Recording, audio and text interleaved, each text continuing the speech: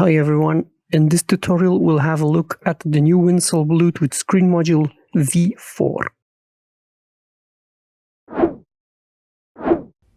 This is what the V4 module looks like. It's a bit bigger than the previous module.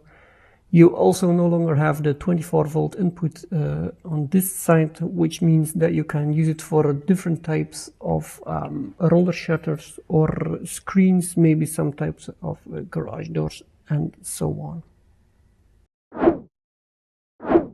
Now let's have a closer look at the wiring. We only got 5 wires on this module. 2 of them are used as the input, so these 2 we use for the input. You can use it from 100 volt until 240 volts, so that means it will also work for our Northern American friends. The other 3 wires, you got the black, brown and blue one. There you have to wire your motor. Always use the same colors, so connect the blue wire from the motor to the blue one on the module, brown on brown and black on black. It's no longer necessary to change the black and brown. You can change the direction of the motor later on in the application. Time to take a closer look at Casambi. Here you can see the screen module. You can recognize it by the Z that stands for Pergola Zip, which also uses the same module to operate the main fabric. Now, how does this module work? If you press and hold the icon, you get a slider that indicates the current position of the screen. Now he's about halfway. If I want to move it to about 80%, the system will count the time it takes to go from 50% to 80%. To be able to do that, we have to teach the system one time how much it takes to go from the upper position to the lower position and the other way around. The so-called calibration. We'll circle back to that in just a minute. If you tap 2 times on the icon, you see all the parameters. First one time up, it takes 31 seconds to go up, 29 seconds to come down.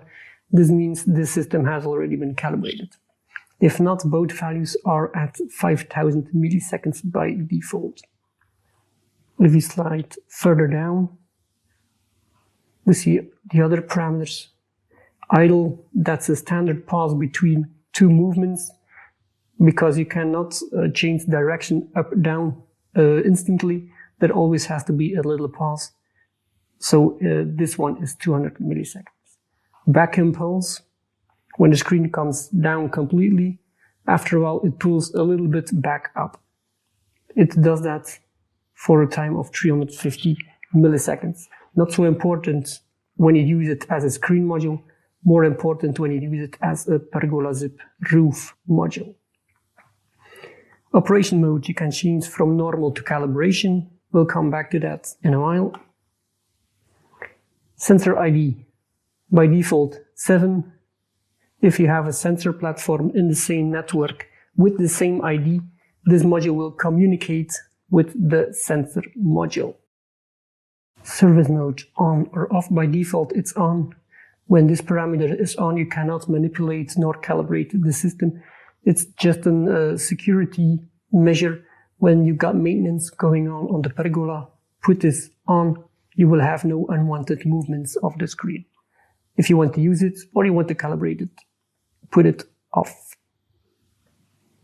Back. Rain sensor, yes or no.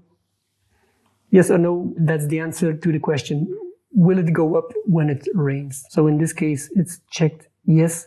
When the rain sensor detects rain, in case there is a sensor module, of course, the screen will go up. The last one, the calibration mode itself. Time to calibrate the screen. Tap 2 times on the icon, slide all the way down, operation mode. Normal. When we put this on calibration, the system will automatically start to calibrate the screen. Okay, now we tap and hold. The screen is now going up to 0% as a starting point. He's not calculating anything yet. The moment he reaches the 0%, tap very fast on the slider somewhere between 80 and 100%. Okay, so we did that. Now the screen is coming down. Now he will calculate the time it takes to go all the way down. When he reaches the end point, again tap somewhere on the slider between 0% and 20% this time.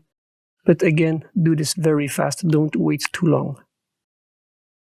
Okay, now the screen is coming up again from 100% down to all the way up.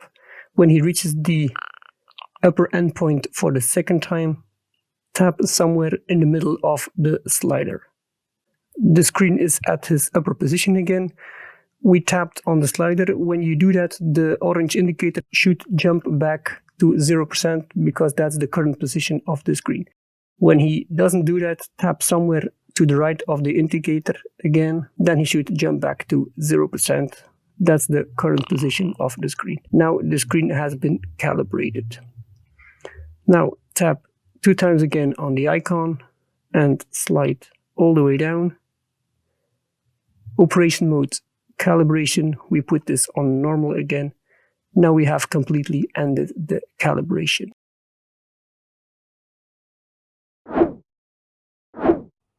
What if the calibration did not go as planned? A few things you might want to check. Double tap on the icon, slide down. When you change one of the parameters, you will not only load this one, but you will load all of them in one time. So when we pick one of them, by example, the service mode, now he's off, we'll put it on. Now we've loaded all the parameters in one time. When we do it a second time, from on to back off again, now we've loaded all of them for the second time. Another thing you might want to check, when you slide up a bit, you'll find minimum and maximum dim level. Minimum dim level should always be at 0%, maximum should always be at 100%. If this is correct, retry to calibrate the screen. How to use the screen. When you tap and hold the icon, you'll see we have a slider and a toggle. With the slider, you can put the screen in any position you want to. You can tap on the slider itself, or you can tap and slide the orange indicator to the position you want. You can also tap and slide on the icon itself, but you have to do it fast, so tap and slide directly. You can send the screen to whatever position you want.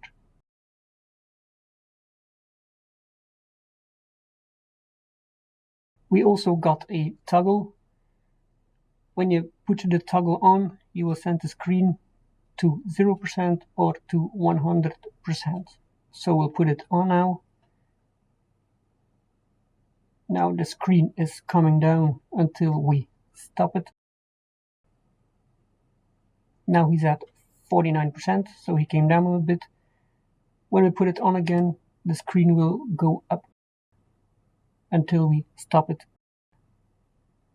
Now he's at 33%.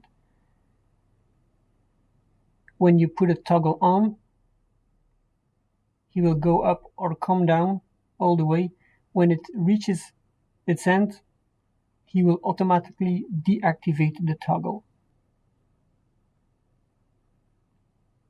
So the screen is completely down and the system has deactivated the toggle. You can also use this toggle to connect it to a push button on the pole of the pergola. How you do this? Go to More,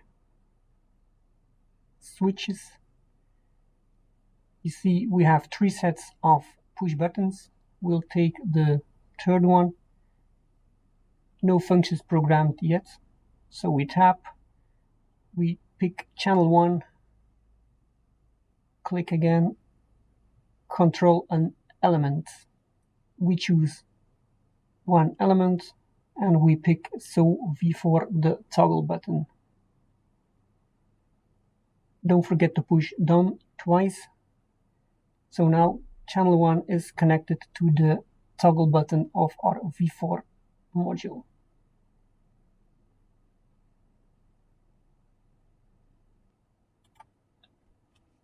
Some advantages of this new type of screen. We already talked about the slider. You can send the screen to whatever position you want. This also means you can add it to a scene, therefore click Scenes, add scene, scene 1, for example, add a scene. Now what do we want to add to the scene? We'll add the screen module, tap and hold. I want the screen to be at, let's say, about 70% down.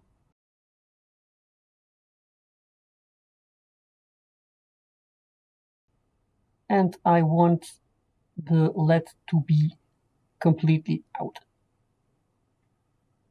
So I'll put it out. Now I've added the LED, now still have to add the screen. Okay.